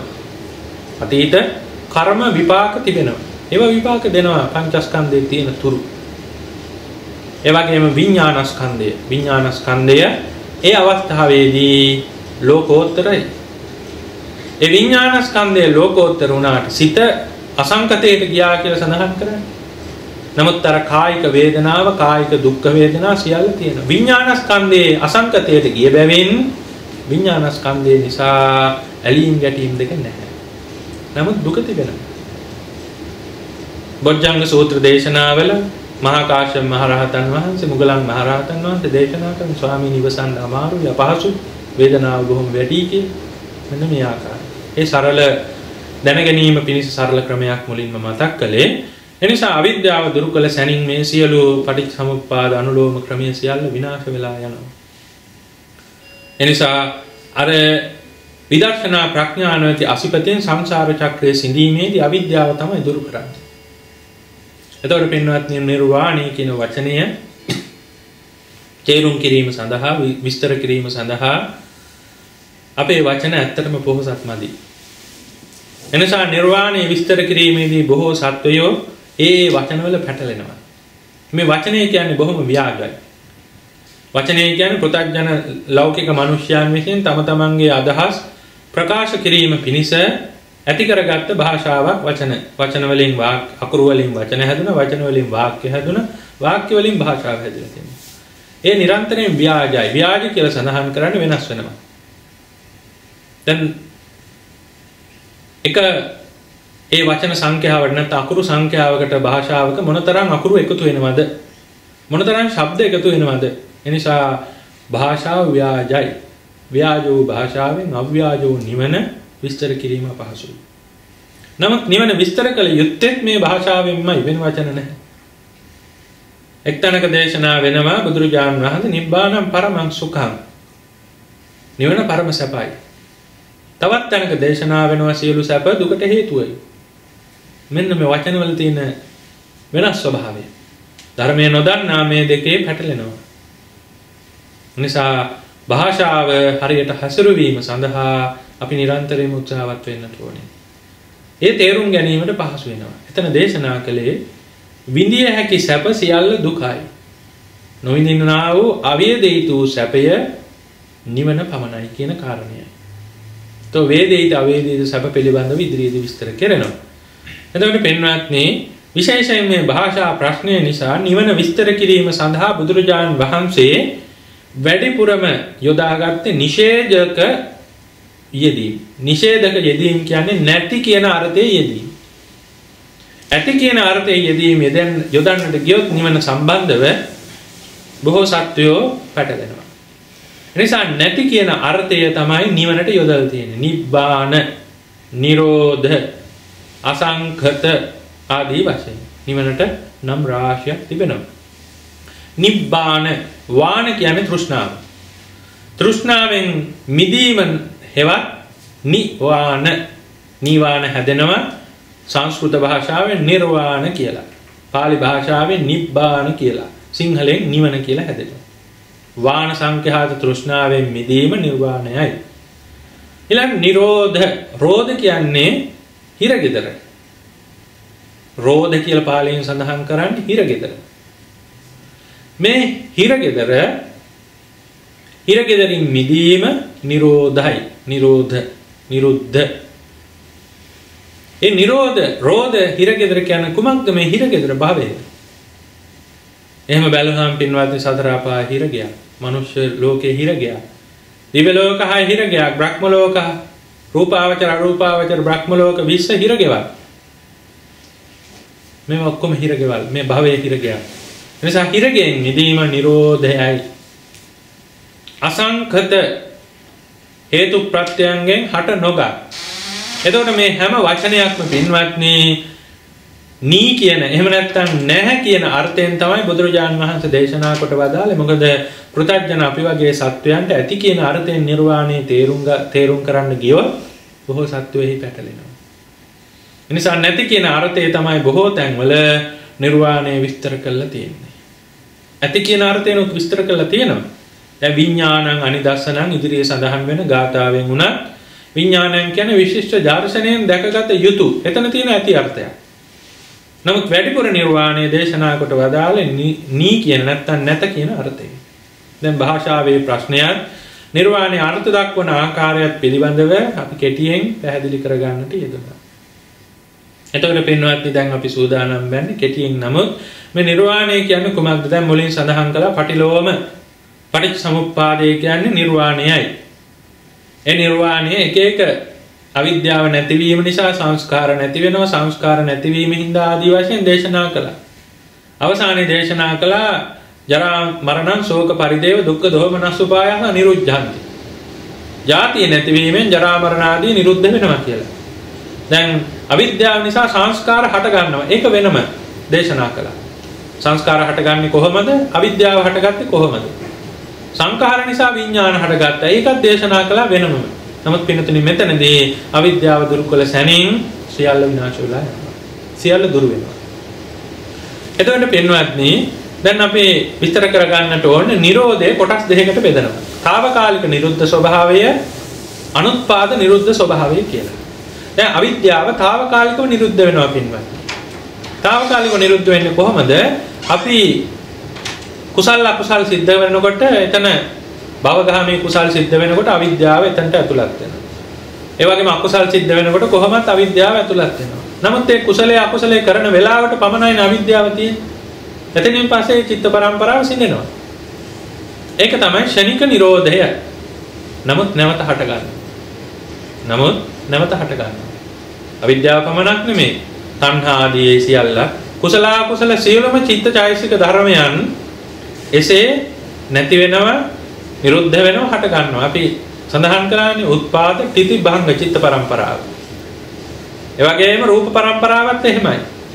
නමුත් මෙතන නිර්වාණය පිළිබඳව දේශනා කරන නිසා අපි ගන්නේ නාම පරම්පරාව. ඒ නිසා මෙන්න මේවා ෂණිකයෙන් ඇති වෙනවා, ෂණිකයෙන් පවතිනවා, ෂණිකයෙන් නැති වෙනවා. එයත් නිරෝධයක්, නිරුද්ධ භාවයක්. නිරෝධ නෙමෙයි නිරුද්ධ භාවයක්. නමුත් මෙතනදී ගන්න නිරුද්ධ භාවය මේ පින්නතුලාට හොඳින් වැටහෙනවා. ඒ වගේ తాවකාලික නිරුද්ධ භාවයක් නෙමෙයි. මෙතන ගන්න අනුත්පාද නිරෝධය. අවිද්‍යාව සහ මුලින්ම නිරුද්ධ කරනවා. තණ්හාව සහ මුලින්ම නිරුද්ධ කරනවා. එතකොට පින්වත්නි මේ සහ මුලින්ම නිරුද්ධය අනුත්පාද නිරෝධය. ඒ කියන්නේ නිරුද්ධය. ඒ කියන්නේ උත්පත්තිය නැවත නැති කරන සංස්කාර නාම රූප ධර්මයන්ගේ උත්පත්තිය නැති කරන නිරුද්ධයට අනුත්පාද නිරෝධය, නිරුද්ධය හෙවත් නිවන කියලා සඳහන් කරනවා. ඊටමත් කෙටියෙන් සඳහන් වුණේ. ඊළඟට වේදිත සුඛය, අවේදිත සුඛය කියලා කොටස් දෙකකට බෙදෙනවා. දැන් මුලින් සඳහන් කළා නිබ්බානම් පරම සුඛං. සාරිපුත්ත මහ රහතන් වහන්සේ දේශනා කරනවා මේ නිර්වාණය විඳීමට දෙයක් නැති බැවින් ඒ අවේදිත සැපයක් කියලා. වේදිත සැප කියන්නේ පින්නතුනේ ගේදරවල් පිටිට ගඩන් යාන වාහන රූප ශබ්ද ගන්ධ රස ස්පර්ශ ආදී මේ සියලුම ලෞකික ධර්මයන් පිළිබඳව අපි වින්දනය කරන සැපක් තිබෙනවා. මිදිනවා. ඒ සැප වේදිතයි. වේදිතයි කියන්නේ විඳිනවා කියන අර්ථය. නමුත් ඒ සැප తాවකාලිකයි. ඒ සියලු සැප తాවකාලිකයි. ඒ සියලු සැප වෙනස් වෙලා යනවා. එතකොට විඳීම දුක් සහගත වෙනවා. නමුත් අවේදිත සැප කියලා සඳහන් කරන්නේ නිවනේ විඳීමක් නැහැ. නිවනේ විඳීමක් නැහැ කියන්නේ නිවන කියන පරමාර්ථ ධර්මතාවය තුල විඳීමක් නැහැ. දැන් අපි කියනවා නිවන් සැප වළඳනවා කියලා. අරිහත් ඵල සමාපත්තිය කියලා. නිවන් සැප අනුභව කරනවා කියලා. මෙන්න පින්නතුණි එනවා භාෂාවේ තියෙන විරුද්ධ ස්වභාවයන්, ව්‍යාජ ස්වභාවයන් එනවා මෙන්න. දැන් නිවන් සැප වළඳනවා කියලා සඳහන් කරන්නේ ඒ නිර්වාණය එහෙම නැත්නම් අරිහත් කියන ඵල සමාපත්තියට සමවැදිලා වාසය කිරීම. එතකොට අරිහත් ඵල සමාපත්තිය නිවනට සම්බන්ධ වුණාට නිවන කියන පරමාර්ථ ධර්මය ඒ අරිහත් කියන ඵල සමාපත්තිය තුල නැවත නැවත වින්දනය කිරීම පමණයි තියෙන්නේ. නමුත් එතන වින්දනය කියන්නේ හේතුඵල සම්බන්ධතාවයෙන් යුක්ත විඳීමක් නෙවෙයි. ඒ නිසා තමයි මේ නිවන තේරුම් ගැනීමට අපහසුයි කියලා සඳහන් කරන්නේ. නිවන කියන පරමාර්ථ ධර්මයේ වින්දනය කිරීමට දෙයක් නැහැ. එතකොට පින්වත්නි මෙන්න මේ කියන විමුක්ති සුඛය කියන්නේ සම්පූර්ණයෙන්ම නාම රූප ධර්මයන් අනුත්පාද වශයෙන් නැවත හට නොගන්න ආකාරයට නිරුද්ධ කිරීම. එතකොට අරිහත්ත්වයට පත්වෙච්ච පරිනිර්වාණයට පත්වෙච්ච උත්තමයන් වහන්සේට නැවත නාම රූප හටගන්නේ නැහැ. නාම රූප හටගන්නේ නැති නිසා විඳීමක් නැහැ. ඒ නාම රූප හටගන්නේ නැති නිසා විඳීමක් නැති නිසා එතන කියනවා විමුක්ති සුඛය කියලා. උදාහරණයක් විදිහට ගත්තොත් අපිට තියෙන කුඩා හිස රදයක්. ඒ කුඩා හිස රදයට අපි බෙහෙත් හේත් කරනවා. ඒ නැවතත් ඇති වෙනවා. නැවත බෙහෙත් හේත් කරනවා. ඒ හරියට වේදිත සුඛය වගේ කාරණයක්. ඒ කියන්නේ සැප විඳින්න සැපේ නැති වෙනවා. නැවත සැපේ ඇති වෙනවා. ඒ වගේම අර කුඩා හිස රදය පුළුවන් තරම් අපි බෙහෙත් කරනවා. බෙහෙත් කරලා ඒක සනීප කරගන්නවා. නමුත් නැවත හට ගන්න පුළුවන්. නමුත් අපිට බොහෝ අමාරුවෙන් අපහසුවෙන් වින්දනය කරන්නට තියෙන බොහොම දුක්ඛිත හිස රදේ, ගැඹුරු හිස රදේ අපි මොන දේ හරි අපේ ධනෙ සියල්ල හරි වියදම් කරලා අපි එයින් සුවයක් ලබන්න බලාපොරොත්තු වෙනවා. අන්න ඒ වගේ මේ සියලු නාම රූප ධර්මයන් සියල්ල විනාශ කළා නැත්නම් සියල්ල නැවත නිරුද්ධ කිරීම නිර්වාණයේ හැටියට බුදුරජාණන් වහන්සේ දේශනා කොට වදාළා. පරිනිර්වාණයෙන් අනතුරුයි ඒ සිද්ධ වෙන්නේ. පරිනිර්වාණයටපත් වුණතුරු අරිහත්ත්වයටපත් උනත් නාම රූප ධර්මයන් හට ගන්නවා. ඒක නවත්තන්නට බෑ. එතකොට මෙතන විශාල හිස රදය අපි නැති කිරීම සඳහා මහත් වූ ධනයක් වියපැහැදම් කළා ඒ නැති කිරීමට උත්සාහ කරනවා වගේ තමයි නිර්වාණය අවබෝධ කර ගැනීමට උත්සාහවත් වන පුද්ගලයා එහෙම නැත්නම් ඒ යෝගාවචරයා අර නැවත හට නොගන්නා ආකාරයට නාම රූප දෙක නිරුද්ධ කරනවා පරිනිර්වාණය.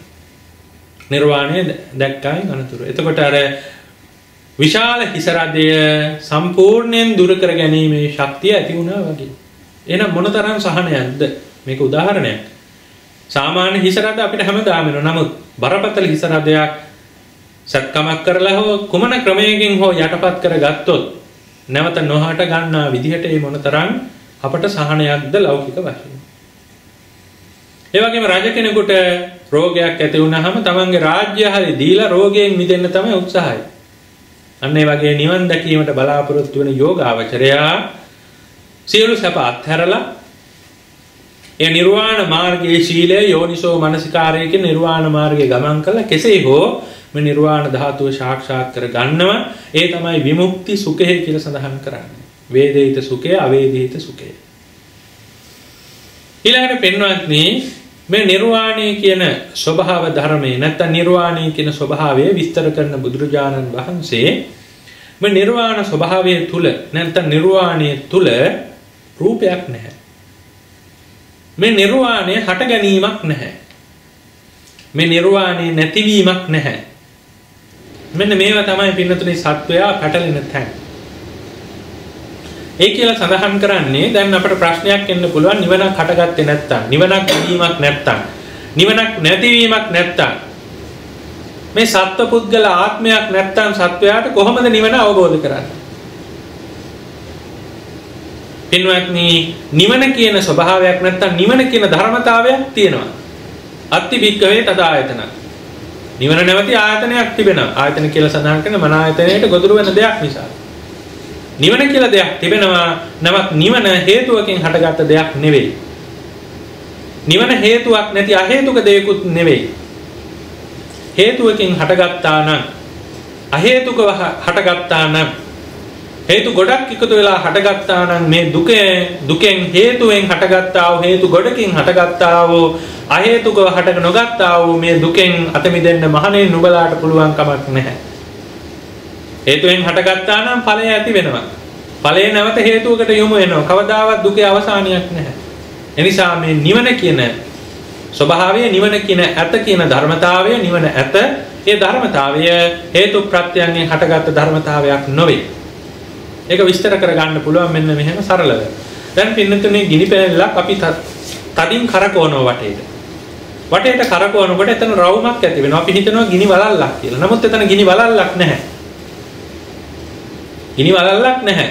ඒ කැරකීමේ වේගය නිසා වලල්ලක් අපට පේනවා. අන්න ඒ වගේ මේ නාම රූප ධර්මයන් ක්ෂණයක් පාසා ඇති වෙලා පැවතිලා නැති වෙන නිසා ඒ වේගවත් නිසා අපට පේන්නේ සත්වයේ පුද්ගලයේ ආත්මයක් තියෙනවා කියලා. ඇයි සත්වයක් පේන්නේ ඉන්නවයි? ඇයි නාම රූප ධර්ම ඇති වෙලා පැවතිලා නැති වෙලා නැවත හට ගැනීමෙන් ඇති වෙලා පැවතිලා නැති වෙලා යන ක්‍රමයේ වේගවත්. ඒ නිසා අර ගිනි වලල්ල වගේ හිතනවා සත්වයේ පුද්ගලයෙක් ඉන්නවා කියලා. නමුත් සත්වයේ පුද්ගලයෙක් ඇත්තටම නැහැ. දැන් නිවන හේතුවක් නැත්තම් ඒ වගේම නිවන හේතු රාශියකින් හටගත්තේ නැත්තම් නිවන අහේතුකවත් නැත්තම් මේ හේතු රාශියකින් හටගත්ත සත්වයේ පුද්ගලයෙක් මේ අහේතුක නොවන හේතු ප්‍රත්‍යයන් නොවන නිවන අවබෝධ කරවන්නේ කොහොමද? දැන් පින්නතුනේ මෙතනට සම්මුතියත් පරමාර්ථයත් කියන කාරණා දෙක යොමු කරගන්න වෙනවා. නිවනේ සම්මුතියක් ඒක නිවන කියන සම්මුතිය තියෙනවා. නිවන කියන වචනේ තියෙනවා. හැඳුන්වීම තියෙනවා. නමුත් නිවන සියුම් වූ පරමාර්ථ ධර්මයක්. එතකොට නාම රූප කියන සම්මුතිය තියෙනවා. සත්පුද්ගල ආත්ම කියන සම්මුතිය තියෙනවා. සත්පුද්ගල ආත්ම සම්මුතිය තියෙනවා. නාම රූප කියන සම්මුතියක් නැහැ. නාම රූප දෙකේ සම්මුතියක් නැහැ. කියන්නේ සත්පුද්ගලෙක් නැහැ. එතකොට පින්වත්නි මෙතන සත්පුද්ගලයෙක් ඉන්නවා කියන සම්මුතියෙන් අපි අසම්මුති නැත්තම් පරමාර්ථෝ නිවන අවබෝධ කරනවා නම් එතන සම්මුති වශයෙන් සත්වෙක් ඉන්නවා. සම්මුති වශයෙන් සත්වෙක් ඉන්නවා අපි පැහැදිලිව තේරුම් ගන්නට ඕනේ. නමුත් පරමාර්ථ වශයෙන් සත්පුද්ගල ආත්මයක් නැහැ. නමුත් සම්මුති සත්වයා තමයි ශීලය අනුගමනය කළ යෝනිසෝ මනසිකාරයෙන් මේ නිවන අවබෝධ කරගන්න. එනිසා එතනදී අපි පැහැදිලි කරගන්නට ඕනේ සත්පුද්ගල ආත්මයක් නැති අසම්මුතියක් නැත්තම් පරමාර්ථයක් අවබෝධ කරන්නට ගියොත් මෙන්න මෙහෙම කතාවක් අපි දේශනාවේ හෝ කියවුවොත් එතන මහා අවුලක් වෙනවා. එනිසා සම්මුති සත්වයා තමයි නිවන අවබෝධ කරගන්නේ. නැත්නම් නිවන පරමාර්ථයක් අවබෝධ කරවන්න බෑ නිවනේ. නාම රූප දෙකට පමණක් නිවන අවබෝධ වෙන්නේ නැහැ. නිසා සත්පුද්ගල ආත්ම කියන සම්මුතියක් තියෙන්නට ඕනේ නිවන අවබෝධ කරගන්න. එයයි ඒ උපමාවෙන් ධර්මයේ සඳහන් වෙන්නේ. එතකොට පින්වත්නි ඊළඟට මේ නිවන සම්බන්ධව විශේෂයෙන් තව කාරණයක් තිබෙනවා. මේ නිවන කියන කාරණය දැන් සාමාන්‍යයෙන් බොහෝ දෙනා තේරුම් ගන්නවා නැත්නම් බොහෝ දෙනා වැරදි විදිහට වටහා ගන්නවා මේ නිවන කියන්නේ ප්‍රඥාප්තියක් කියලා. නමුත් නිවන කියන්නේ ප්‍රඥාප්තියක් නෙවෙයි. නිවන කියන නම ප්‍රඥාප්තියක්. ඒක නෙමෙයි මෙතන සඳහන් කරන්නේ. නිවන කියන ධර්මතාවය ප්‍රඥාප්තියක් නෙමෙයි. ප්‍රඥාප්තියක් නෙවෙයි.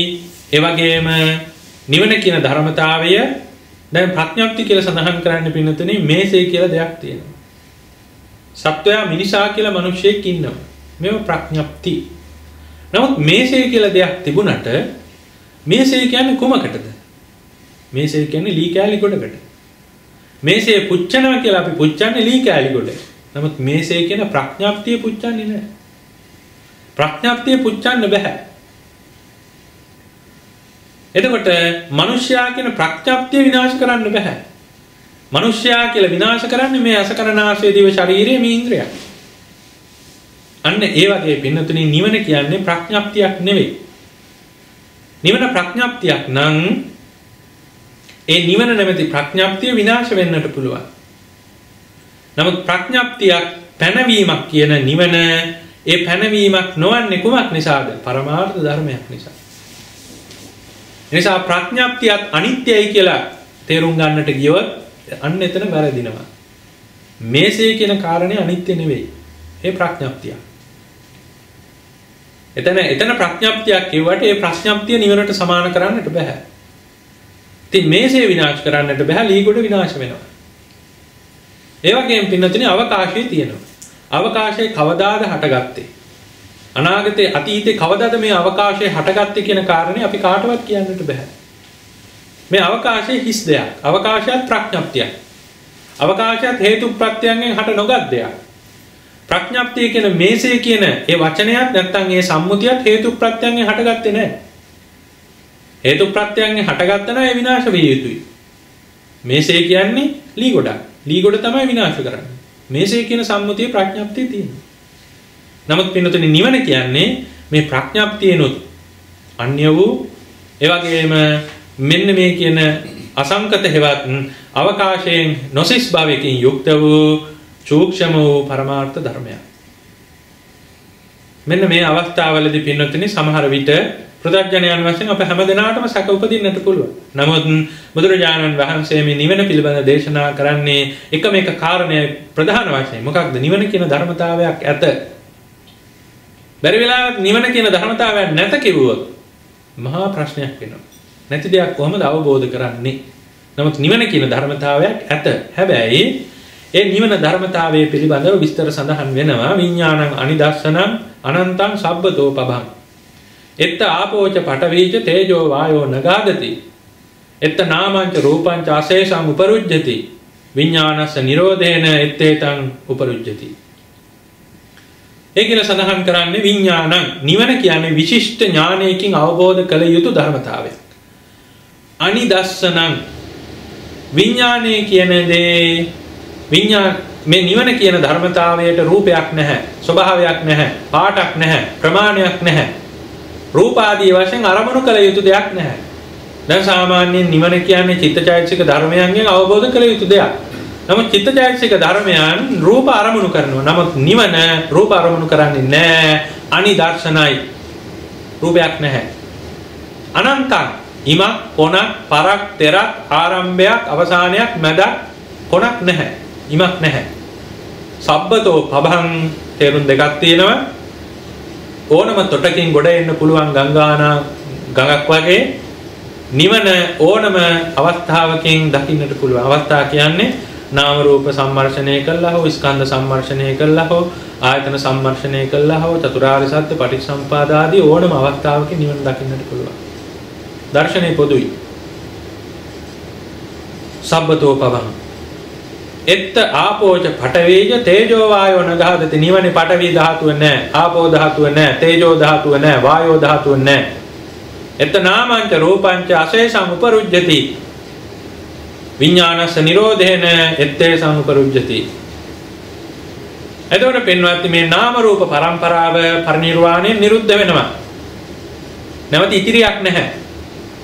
එතකොට මේ විඥානයත් නිරුද්ධ වෙනවා. පරිනිර්වාණ චුති චිත්තය. පරිනිර්වාණයේදී ඇති වෙන චුති චිත්තයක්. ඒ වගේම කර්ම උත්පත්ති චිත්තයක්.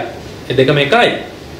නමුත් කර්මයෙන් අපිට ලැබෙන උත්පත්ති චිත්තය රහතන් වහන්සේට තියෙනවනේ. උත්පත්ති චිත්තය තිබුණා. එතකොට පරිනිර්වාණ චිත්තය තමයි මේ චිත්තය. මෙන්න මේ චිත්තයත් නිරුද්ධ වෙලා යනවා. විඥානස්ස නිරෝධේන ඒතේතං උපරුජ්ජති. එතකොට පින්වත්නි මෙන්න මේ නිර්වාණයේ ස්වභාවය බුදුරජාණන් වහන්සේ දේශනා කොට වදාළා. ඊළඟට තව දේශනාවක සඳහන් වෙනවා අත්තිබික්කවේ තදායතන නිර්වාණය කියලා ධර්මයක් තිබෙනවා. නමුත් මේ ධර්මයේ මුලින් සඳහන් කළ විදිහට පඨවි ආපෝ තේජෝ වායෝ නැහැ. ආකාසානං ඡායතන විඥානං ඡායතන ආකින්චඤ්ඤායතන නේව සංඥා නාසඤ්ඤායතන අරූප ධර්ම නැහැ. ඒ වගේම නිර්වාණය ආලෝක කළ යුතු ස්වභාවයක් නැහැ. ඒ නිසා නිර්වාණය තුල චන්ද සූර්යයා දෙදෙනාත් නැහැ. නිර්වාණය කියන්නේ මෙලවද නෙවෙයි පරලවද නෙවෙයි. මෙතනින් යන තැනකුත් නෙමෙයි එතනින් එන තැනකුත් නෙමෙයි සත්වයා නවතින තැනකුත් නෙවෙයි. බලන් පින්තුනේ නිවනට මොනතරම් වචන බුදුරජාණන් වහන්සේ පාවිච්චි කරලා තියෙනවද? එනිසා නිවන කියන්නේ උත්පත්ති ලැබෙන තැනකුත් නෙමෙයි මරණයටපත් වෙන තැනකුත් නෙමෙයි එළවට යන තැනකුත් නෙමෙයි මෙලවට එන තැනකුත් නෙමෙයි සත්වයා නවතින තැනකුත් නෙමෙයි. මන නිර්වාණයේ ස්වභාවය ප්‍රඥාවෙන්ම අවබෝධ කළ යුතු ස්වභාවයක නිවන කියන ධර්මතාවය ඇත මහණෙනි කියලා දේශනා කොට වදාළා. ඊළඟට නැවත වරක් දේශනා කරන අත්තිබික්කවේ තදායතන නිවන කියන ධර්මතාවයක් තියෙනවා. නමුත් හේතු ප්‍රත්‍යයෙන් හටගත්තේ නැහැ, අහේතුකව හටගත්තේ නැහැ, හේතු රාශියකින් හටගත්තේ නැහැ කියන මෙන්න මේ කාරණා දේශනා කොට වදාළා. එතකොට පින්නතුනි නිවන පිළිබඳ ස්වභාවය නිවන කියන්නේ කොමක්ද? මේ ධර්මතාවය ඇත. මේ ධර්මතාවය පිළිබඳව යම් පමණකට කෙටියෙන් මේ පින්නතුල්ලා දැනගත්තා. එතකොට පින්වත්නි අපි ඊළඟට බුදුරජාණන් වහන්සේ ධම්මචක්කප්පවත්තන සූත්‍ර ආදී දේශනාවල මේ නිවනේ ස්වභාවය දේශනා කොට වදාළ ආකාරය විස්තර කර ගන්නට ඕනේ. ඉදං කෝපන භික්ඛවේ දුක්ඛ නිරෝධං අරිය සත්‍යං. යෝ තස්සායව තණ්හාය අශේෂ විරාග නිරෝධෝ. එතන ගත්තේ බුදුරජාණන් වහන්සේ තණ්හාව ඉදිරියට. තණ්හාව නිරුද්ධ කරනවා කියන්නේ අවිද්‍යාව නිරුද්ධ කරනවා කියන්නේ සමානයි. මේ තණ්හාව ඉතිරියක් නැතිව නිරුද්ධ කිරීම. සෝවාන් මාර්ගඵල ලබනකොට තණ්හාව ඉතිරි වෙනවා. සකදාගාමී මාර්ගඵල ලබනකොට තණ්හාව ඉතිරි වෙනවා. අනාගාමී මාර්ගඵල ලබනකොට රූප රාග අරූප රාග වශයෙන් තණ්හාව ඉතිරි වෙනවා. අරිහත් මාර්ග චිත්තේදී තණ්හාව අශේෂ විරාග නිරෝධෝ සියල්ලම ෂය වෙලා යනවා. ඉතිරියක් නැහැ. ඡාගෝ අත්හැරීමක් තියෙනවා. මොනවද? තෘෂ්ණාව අත්හරිනවා. පටිනිස්සග්ගෝ විසිකල්ලා දානවා. මුක්ති මිදෙනවා. අනාලයෝ ඇලීමක් නැහැ. මේ තමයි නිරෝධ සත්‍ය. ඊළඟට අභිධර්මයේදී තත්තකතම අසංකත ධාතු. කොහොමද මේ අසංකත ධාතු කියලා සඳහන් කරන්නේ? රාගක්කයෝ දෝසක්කයෝ මෝහක්කයෝ අයං උච්චති අසංකත ධාතු. රාගයේ ඡය කිරීම, ද්වේෂයේ ඡය කිරීම, මෝහයේ ඡය කිරීම නිර්වාණයයි. එතකොට පින්වත්නි නිර්වාණයේදී තමයි රාග ද්වේෂ මෝහ ਸਰව සම්පූර්ණයෙන් ඡය වෙන්නේ. රාගයේ ඡය කිරීම නිසා නිවන ලැබෙනව නෙවෙයි. නිවන නිසා රාග ද්වේෂ මෝහ ඡය වෙනවා. එතන තේරුම් ගන්නට ඕනේ. එතකොට පින්වත්නි මේ නිර්වාණය පිළිබඳව අපි යම් ප්‍රමාණයකට අවබෝධයක් ලැබුවා. එතකොට පින්වත්නි මේ නිර්වාණය කොටස් හතරකට බෙදෙනවා. අර්ථ වශයෙන් විවේකාර්ථය, අසංකතාර්ථය, අමතාර්ථය, නිස්සරණාර්ථය කියලා. අසංකත විවේකාර්ථය කියන්නේ මේ නිවනේ විවේක හේවත් තෘෂ්ණාවෙන් සම්පූර්ණයෙන්ම වෙන් වෙලා. එනිසා නිවන කියන ධර්මතාවය විවේකයි. අසංකතාර්ථය කියන්නේ හේතු ප්‍රත්‍යයන්ගෙන් නැවත නැවත සකස් වීමක් මේ නිවනෙහි නැහැ. ඒ වගේම අමතාර්ථය කියලා සඳහන් කරන්නේ නැවත මැරීමක්, නැවත උපදීමක්, නැවත හට ගැනීමක්, නැවත විනාශයක් මේ නිවන තුල නැහැ. මෙන්න මේ කියන නිවන පිළිබඳ කාරණා කිහිපයක් බුදුරජාණන් වහන්සේ විසින් දේශනා කොට වදාරනවා. විවේක, අමත, අසංකත, නිස්සරණ කියලා. මෙන්න මේ කියන නිස්සරණාර්ථය කියන්නේ සියල්ල භවයෙන් වෙන් වෙනවා, භවයෙන් නිස්සරණයටපත් වෙනවා.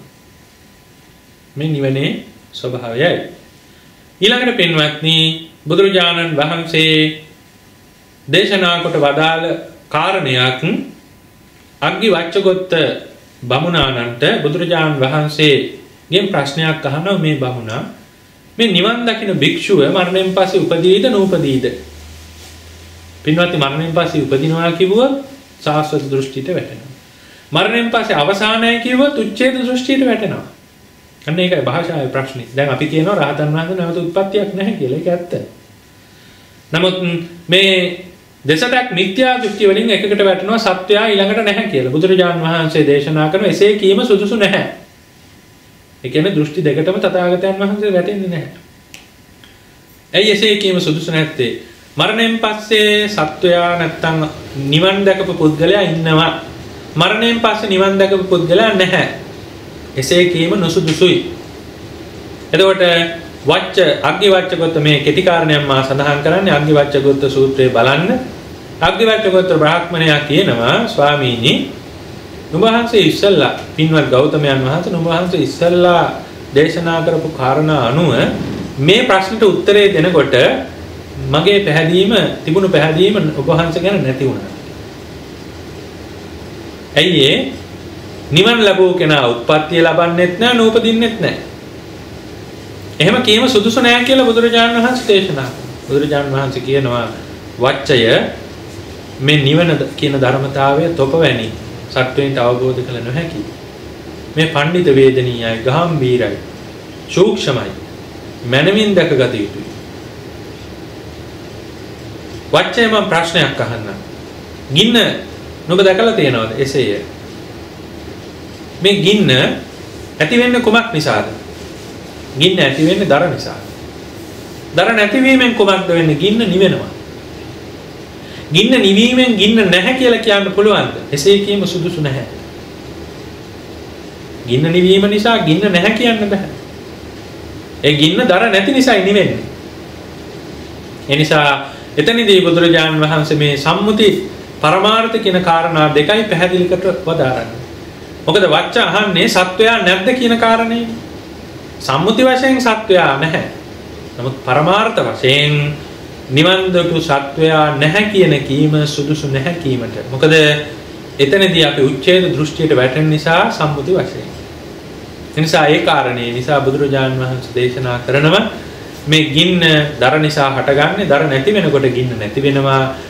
ගින්න ගිය ස්ථානයක් නැහැ. ගින්න උතුරටද ගියේ, දකුණටද ගියේ, නැගෙනහිරටද ගියේ, බටහිරටද ගියේ කියලා ගිය ස්ථානයක් නැහැ. නමුත් ගින්න කියලා දෙයක් තියෙනවා. නමුත් ගින්න නැති වුණා කියන්නේ ගින්න කියන සම්මුතිය නැති වුණා නෙමෙයි. දර නැති හින්දා ගින්න නැති වුණා. ඒ නිසා ගින්න කියන සම්මුතිය නැති වුණා කියම සුදුසු නැහැ. කියන්නේ නිර්වාණය අවබෝධ කළ සත්වයා එතනින් විනාශ වුණා කියන කීම සුදුසු නැහැ කියලායි බුදුරජාණන් වහන්සේ දේශනා කළා. ඒක ස්වභාවයේ පින්වත්නි සත්වයාගේ නැවත උත්පත්තියක් නැහැ. නමුත් වච්ච කියන මේ මිත්‍යා දෘෂ්ටික ආහන ක්‍රමයට අනුවයි බුදුරජාණන් වහන්සේ පිළිතුරු දුන්නේ. මොකද නැත්නම් තථාගතයන් වහන්සේ උච්ඡේද දෘෂ්ටියට වැටෙනවා. තථාගත ධර්මයේ. ඒ නිසා මධ්‍යම ස්වභාවයෙන් මෙන්න මේ ගිනි උපමාව දේශනා කළා මේ සත්වයා පිළිබඳව.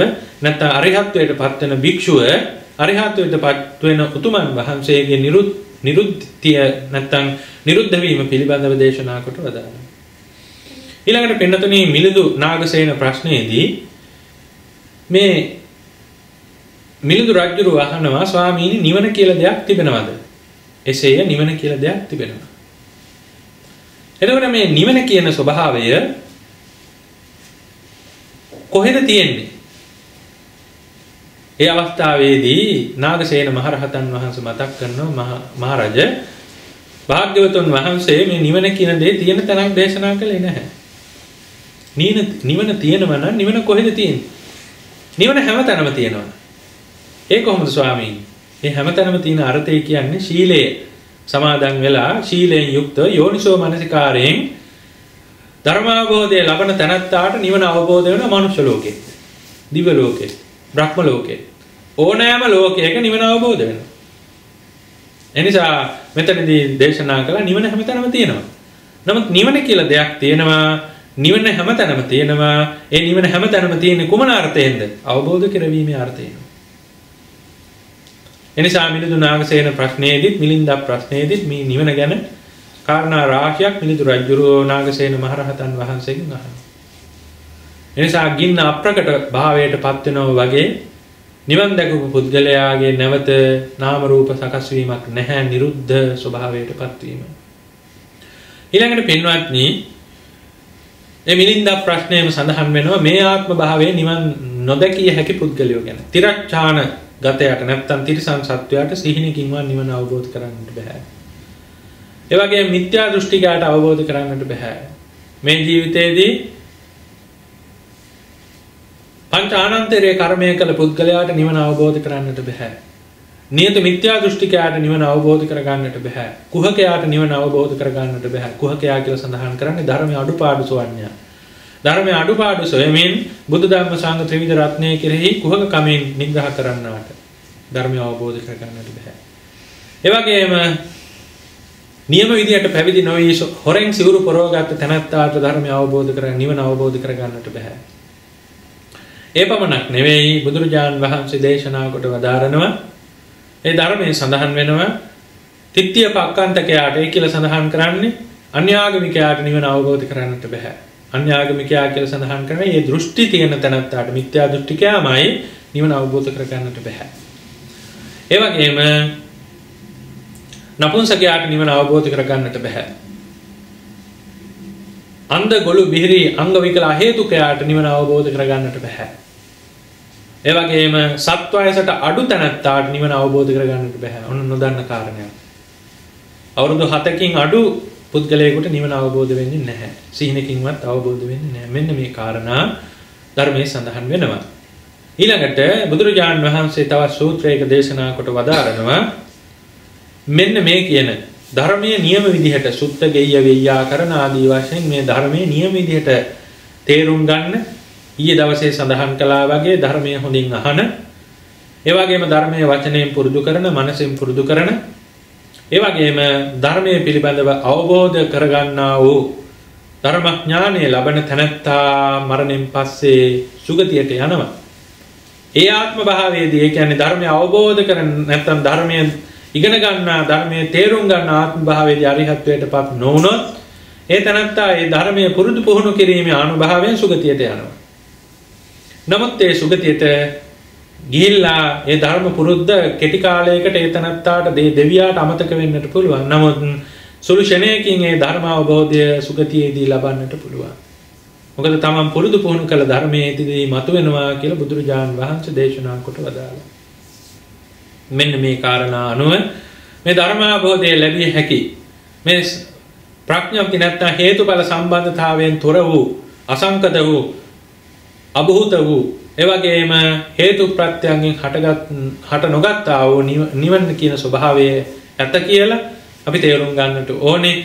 ඒ ස්වභාවයේ විඳිය හැකි සත්වයක් නැහැ. විඳිනේ කරන ස්වභාවයක් නෙමෙයි අවේදිත සැපයක්. එනිසා ඒ නිර්වාණය සාක්ෂාත් කළ බුදු පසේ බුදු මහරහතුන් වහන්සේලා ඒ අවේදිත සුඛය අනුව නිර්වාණය සාක්ෂාත් කරගෙන පරිනිර්වාණයට පත් වුණා නම් චුති චිත්තයක් හටගත්තේ නැහැ. චුති චිත්තය ප්‍රතිසංග චිත්තයක් බවට පත් වුණේ නැහැ. ඒකයි නිර්වාණයේ ස්වභාවය. එනිසා මේ සූක්ෂම වූ පඬිත වේදනීය වූ අතක්කා වචර වූ තර්කයෙන් විග්‍රහ කිරීමට නොහැකි වූ අති සූක්ෂම වූ ආනුභව සම්පන්න වූ මේ පරමාර්ථ ධර්මය දේශනා කිරීම බොහොම අපහසුයි. අවබෝධ කිරීම ඊටත් වඩා අපහසුයි.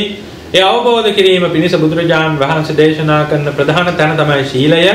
එයින් අනතුර යෝනිසෝ මනසිකාරය මෙන්න මේ කාරණානුව විදර්ශනා ප්‍රඥාවෙන් මේ සෝවාන් සකදාගාමි අනාගාමි අරියත් කියන සතර මඟ සතර ඵල පිළිවෙලින් අමා මහ නිවන් සෝයේ සාක්ෂාත් කර ගැනීමට වාසනාව ශක්තිය මේ ධර්ම දේශනා ධර්ම ශ්‍රවණී ආනුභාවයෙන් මේ සෑම දිනාටම ලැබේවා කියලා අපි ප්‍රාර්ථනා කරනවා. එසේ ප්‍රාර්ථනා කරගෙන මේ අවස්ථාවේදී පිළිවෙලින් මාර්තු මාසයේ 12 වෙනිදා පටන් පිළිවෙලින් පවත්වාගෙන ලැබූ පටිච්චසමුප්පාද ධර්ම දේශනාව දවසේදී ඉතාමත් කෙටියෙන් මෙසේ අවසන් කරන්නට යෙදෙනවා. එනිසා මේ ධර්ම දේශනා මාලාව විශේෂයෙන් අපි විස්තර කරන්නට යෙදුනේ අතිපූජ්‍ය අපවත් වී වදාළ රේරුකාණේ චන්දුවිමල මහානායක මාහිමියන් වහන්සේගේ පටිච්චසමුප්පාද විවරණය කියන ග්‍රන්ථයෙනුයි. එනිසා මේ ධර්මයේ පිළිබඳව නැවත විස්තර කිරීම පිණිස ඒ ග්‍රන්ථය බලන්න. ඒ ග්‍රන්ථයේ තියෙන සියලු කාරණා ධර්ම දේශනාවට ඇතුළත් කළේ නැහැ. ඒ සඳහා අපට මතක ශක්තිය, ඒ වගේම අවබෝධ ශක්තියෙන් බොහොම අපහසුයි පෘථග්ජන අපට. එනිසා ඒ මාහිමියන් වහන්සේ සංසාරයේ පූරිත පාරමී ඇති උත්තමේ. එනිසා විදර්ශනා නුවණින් විදර්ශනා ප්‍රඥාවෙන් ඒ ධර්ම අවබෝධය එහෙම නැත්නම් ඒ ධර්මයේ දේශනා කළා තියෙනවා, ධර්මයේ ලියලා තියෙනවා. එනිසා විශේෂයෙන් කළගුණ සැලකීමේ ශීර්ෂයෙන් මේ මහෝත්තමයන් වහන්සේට මේ කුසල අනුමෝදන් කරමු. අනුමෝදන් වේවා. ඒ උතුමන් වහන්සේ සතුටු සිතින් මේ කුසල අනුමෝදන්ව තමන් වහන්සේගේ විදර්ශනා නුවණ තව තවත් දියුණු කරගෙන ලෝකයාට මහත් වූ නිහඬ සේවයක් සිද්ධ කොට වදාලා. එනිසා මේ නිහඬ සේවය තව තවත් ප්‍රසිද්ධියේ සිද්ධ කිරීම පිණිස ඒ උත්තමයන් වහන්සේට මතු ලෝතුරා බුදුබවම ලැබේවා කියලා අපි පින් අනුමෝදන් කරනවා, ප්‍රාර්ථනා කරනවා. ඒ වගේම මේ ධර්මානුභාවය, ධර්ම දේශනාවේ ආනුභාවය විශේෂයෙන් සමස්ත දිව්‍ය රාජ සමූහය අනුමෝදන් වෙත්වා. මේ ගෞතම බුදුසසුන ආරක්ෂා කෙරෙත්වා. ඒ බුදුසසුන දරා ගන්නා වූ භික්ෂු උපාසක උපාසිකා ඒ පිරිස ආරක්ෂා කෙරෙත්වා.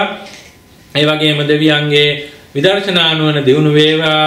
මේ ධර්ම දේශනාවේ කුසල සම්භාර ශක්තියත් අනුමෝදන්ව දෙවියන්ගේ දැහැමි සංකල්පනා විශේෂිත කරගෙන දෙවියොත් පැතු බෝධියෙන් අමා මහ නිවන් සුව සාක්ෂාත් කර ගනිත්වා කියලා දෙවියන්ට පින් අනුමෝදන් කරමු.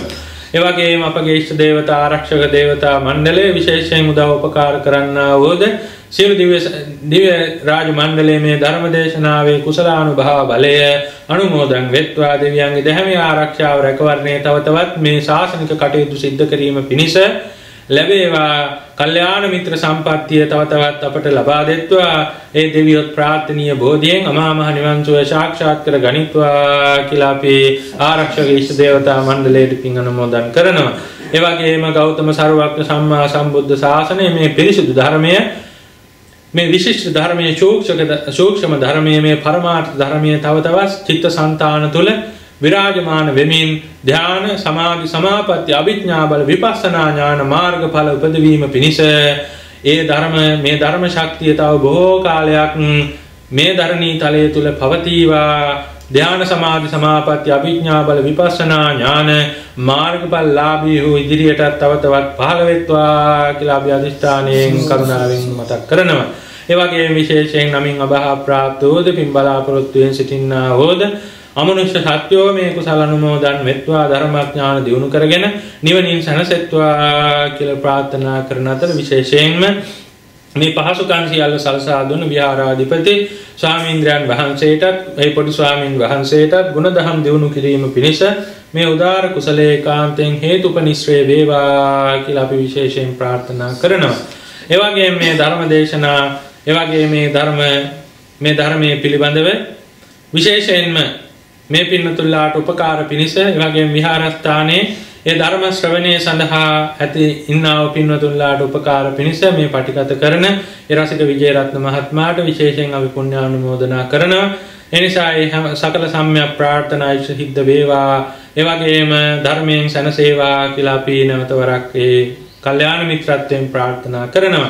අවසාන වශයෙන් අද ධර්ම ශ්‍රවණය සඳහා ඒ පිළිවෙලින් පවත්වාගෙන ලබන ධර්ම ශ්‍රවණය සඳහා සහභාගී වුණු ධර්මයට යොමු මේ හැම දිනාට තව තවත් ධර්මඥාන, භාවනාඥාන, ධ්‍යාන සමාධි සමාපatti අභිඥා බල විපස්සනා ඥාන මගඵල ඉපදවීම පිණිස මේ ධර්ම දේශනාව ධර්ම ශ්‍රවණයේ ශක්තියක් වේවා. මේ හැම දිනාටම මේ බුද්ධ ශාසනයේ පිහිට කරගෙන තව තවත් ධර්මඥාන භාවනාඥාන දියුණු කරගෙන මෙලවත් ජාගෙන පරලොවත් ජාගෙන සසරත් ජාගෙන කෙලෙසුනුත් ජාගෙන ආත්මේ ජයගෙන අමා මහ නිවනින් පරම සැනසෙල්ල පිණිස මේ උදාාර කුසල ශක්තිය ධර්ම ශක්තිය පාරමී ශක්තියක් වේවා කියලා ප්‍රාර්ථනා පිහිටුවා ගනිමු.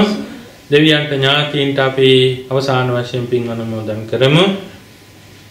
කප්ප සත සහස්සානි සෝලසාපි අසංඛේ සම්භතං බෝධි සම්භාරයාගතෝ ජාති ජාතිසු නියතෝ බුද්ධ භාවාය බද්ධ කප්පේ දන්ති මේ බෝධිසත්වෝ ච මෙත්තේයෝ පුඤ්ඤං මේ අනුමෝදතු චත්තාරෝ ච මහරජා සක්කෝ චාපි පුරින්දදෝ අනුමෝදිत्वा ඉමං පුඤ්ඤං රක්ඛන්තු ජින ශාසනං ඉමස්මින් විහාර ආරාමේ අදිවත්තා ච දේවතා අනුමෝදිत्वा ඉමං පුඤ්ඤං රක්ඛන්තු ජින ශාසනං ආකාශට්ඨා ච බුම්මට්ඨා දේවානාගා මහිද්దికා පුඤ්ඤං තං අනුමෝදිत्वा චිරං රක්ඛන්තු ශාසනං ආකාශට්ඨා ච බුම්මට්ඨා දේවානාගා මහිද්దికා පුඤ්ඤං තං අනුමෝදිत्वा චිරං රක්ඛන්තු දේශනං ආකාශට්ඨා ච බුම්මට්ඨා දේවානාගා මහිද්దికා පුඤ්ඤං තං අනුමෝදිत्वा චිරං රක්ඛන්තු මං පරං